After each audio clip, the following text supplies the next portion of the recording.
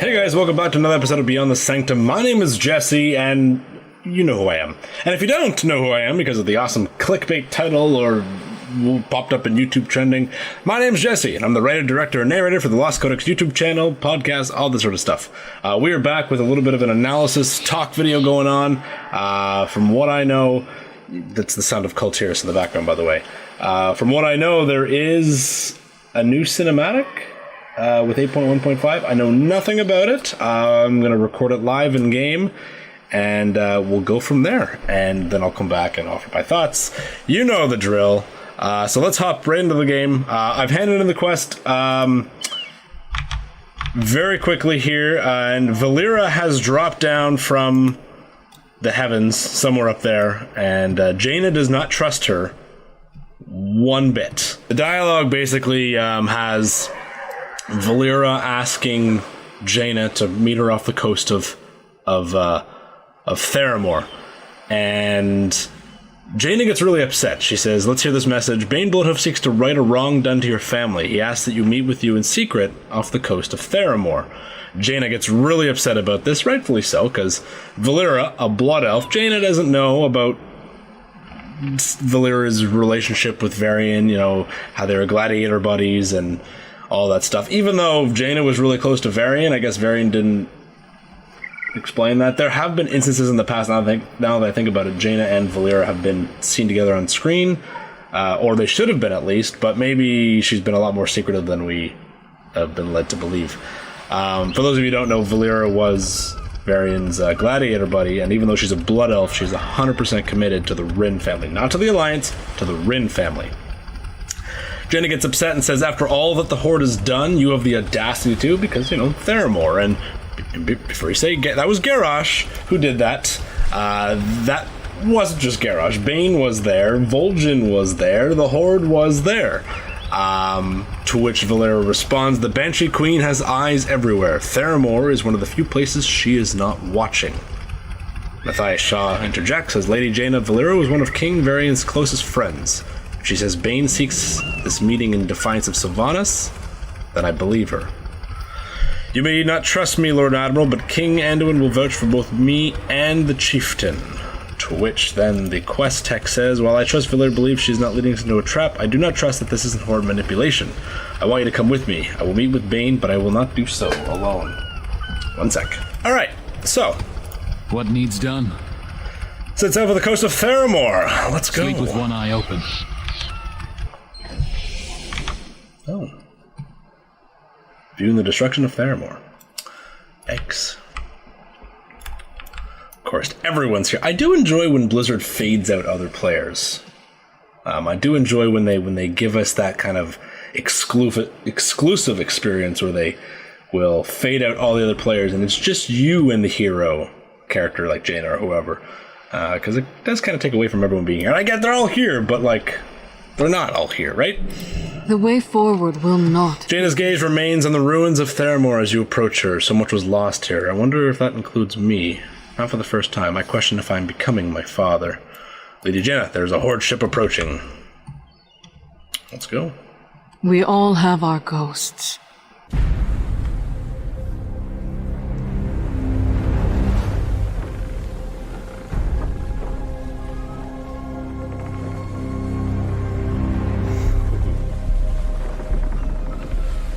That ship, though. Whose is cooler?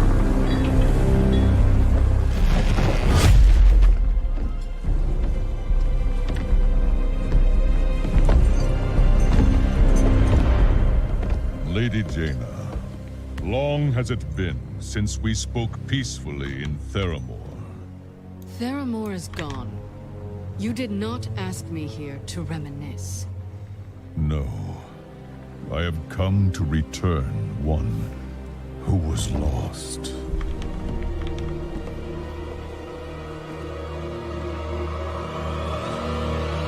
Derek. My own brother. I had thought better of you, Bane.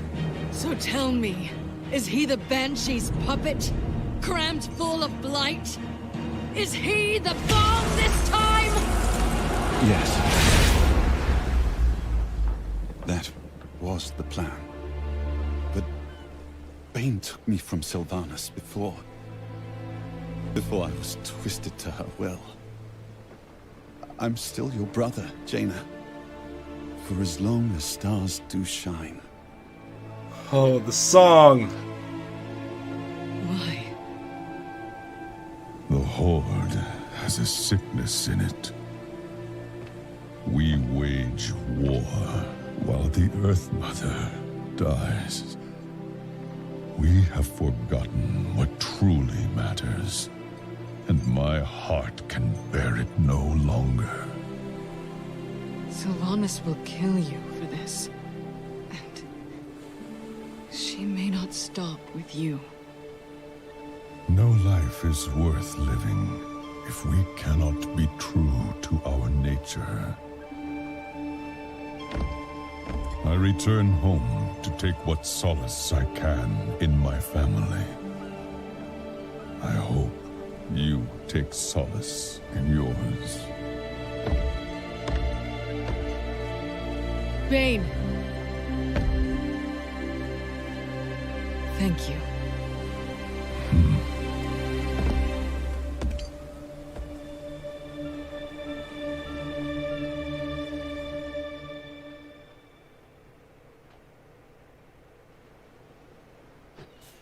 Jaina, I can hardly believe it's you. When I said sail, you were a child. And now... Lord Admiral. So much has changed, Derek. There is something I must tell you. I know about Father. The Horde spewed lies to poison me against you. But Bane explained the truth of what happened. You, Mother, and Tundra all endured so much. I'm pleased you have each other again, but... where does my path lead? I don't know. But we will find the answer together. I can't come home, can I? No, not yet. But I know others who have been through this. I believe they can help you. Will you come with me, Jaina? I don't know if I can do this alone. Of course, Derek. No matter the storm, we will face it as family. Oh. Okay. I'll be right back.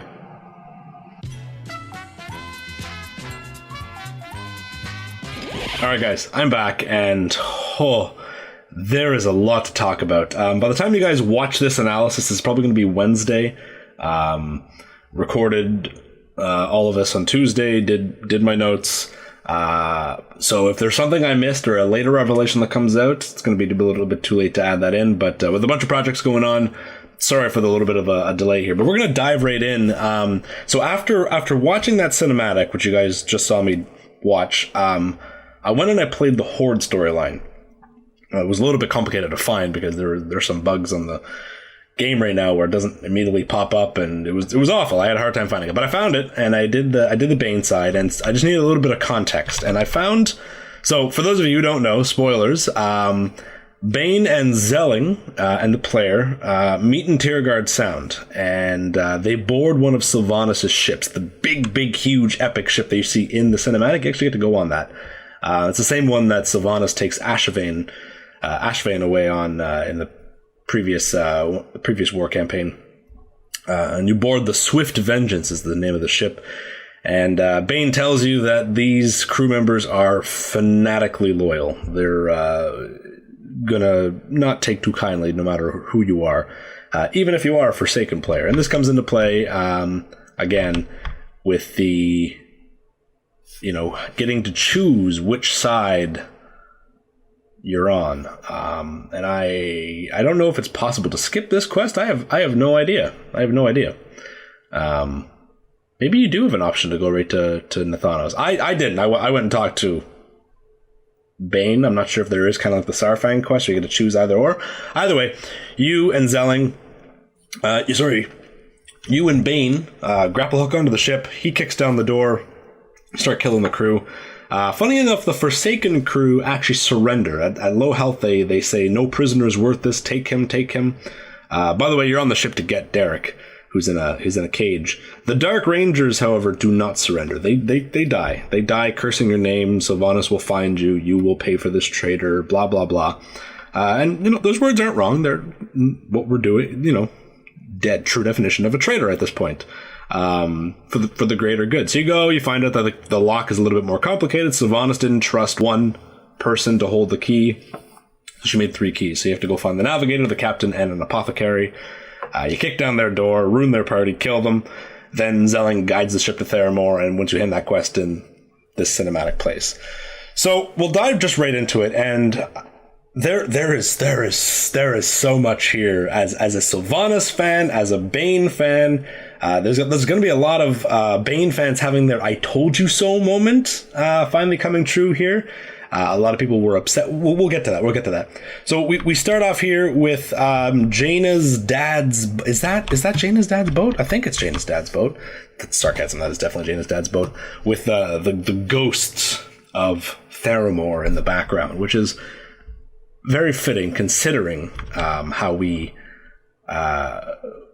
started this whole expansion with the Warbringers episode and all that.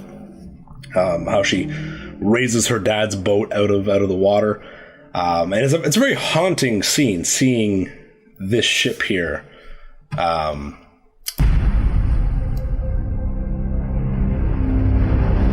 Very ominous. Now, one of the things that I did note here was Jaina and Shaw. Now, Shaw's appearance is constant in all these cinematics, right? He's in everything. He's in the King's Speech cinematic. He's in the Dazar Lore intro cinematic. Am I missing anything? He's in quite a few cinematics, and he's here, of course. And he doesn't have any lines. He doesn't say anything. Like, his presence is almost unnecessary, but he's still here. Why? Now, before you say he's a Dreadlord, I take it a little bit differently. Shaw's appearance here, aside from being the representation of someone with a badass mustache, he's the sign of security here. Not that Jaina needs protection. No one. Jaina's the security force and the VIP, but Shaw's is a representation of just that the Alliance has their shit together. The SI-7 and the 7th Legion is so well coordinated. Shaw is at every, just like Nathanos. Nathanos is there alongside Sylvanas and everything. Shaw is also there at every important moment, even if he's not necessary. In the Dazar Lore intro cinematic, they could have made it Gelbin or Tandrid says, we're approaching Zandalar, but they gave that role to Shaw. I remember I freaked out when Shaw was, saving the guy in the background. Little unnecessary bits, but they're so important to Shaw's character. And I think Shaw just being here is a small gesture, but also to show that the Alliance has their stuff organized. Like, they are winning this war, and Shaw here is just I don't want to say a show of strength, because this is totally, you don't need a show of strength when Jaina Proudmoore's there. But he's just there. I don't want to say there for protection, but he's there just as a sign of security, even though Jaina is going to be the one to protect them both. And I just found it really cool that Shaw's just been everywhere so much, which is really cool to me. Big spooky ship coming in. Kind of curious. We can kind of make out the sigil there on the flags there. Coming through the fog, her fingers tighten. It's tense. Eyes narrowing. Ship's getting closer. And I remember when I was recording, I said, "Whose ship is cooler?" They are both stupidly cool. I got to run after now running around and exploring the Forsaken ship. Oh man. It used to be that the Forsaken used to resurrect their ships, just like they do with everything else. Basically destroyed Alliance ships from the bottom of the sea and then repair them. But this looks like a totally custom-made Forsaken boat, and it is amazing. Jaina's dad's boat, though, is still number one, I think. Board drop. We got our Bane, big boy Bane, and if you little note there, his head's kind of down. You know, he's walking the plank, and you know, both metaphorically, physically. His head's bowed a little bit, and it could just be, you know, he's got a heavy headdress on, but there's a lot of little subtle gestures that Bane has in here that I'm gonna point out to you. Now, side note, just note Shaw's incredible eyebrow game right now. He is saying nothing, but he is saying everything at the same time. Those eyebrows are saying, what is going on? What is this about? And Jaina just full of, you know, distrust here. Eyes narrowing, big hooves. Oh, some boots. Lady Who dat? We know who that is. Long has it been since we spoke peacefully in Theramore. So, in a couple of the Warcraft novels, Bane and Jaina and Anduin actually have a decent relationship. Anduin and Bane are best friends, and in Before the Storm, Sylvanas ends that pen pal relationship and says, "Yo, stop! No more DMs."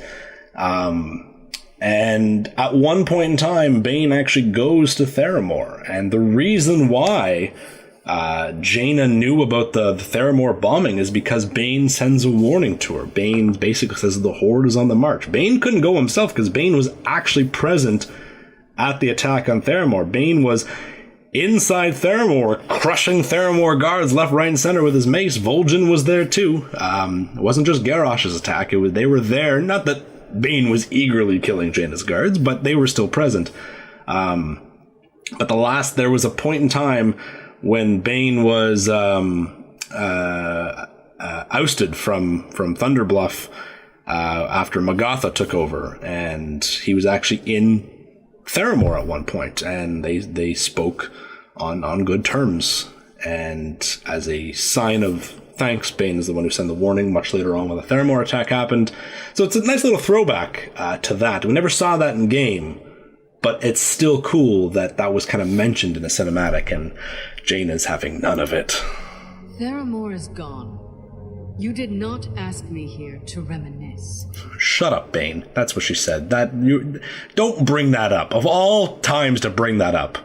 And again, just power stance at the ready. Shaw in the corner, man. No. And then Bane gets right down to it. I have come to return one who was lost. The way he says lost, he is so... I mean, I know it's for dramatic effect, like the music builds up, but he sounds so ashamed. And for those of you, we've seen the resurrection of Derek Proudmoore in a in-game cutscene with our player present. And there's a point when Derek's body starts to twitch and reanimate that Bane's character, the developers on the cinematics team who made that scene, they make Bane look away. Bane is looking and Bane is shaking his head, and then when Derek starts to reanimate,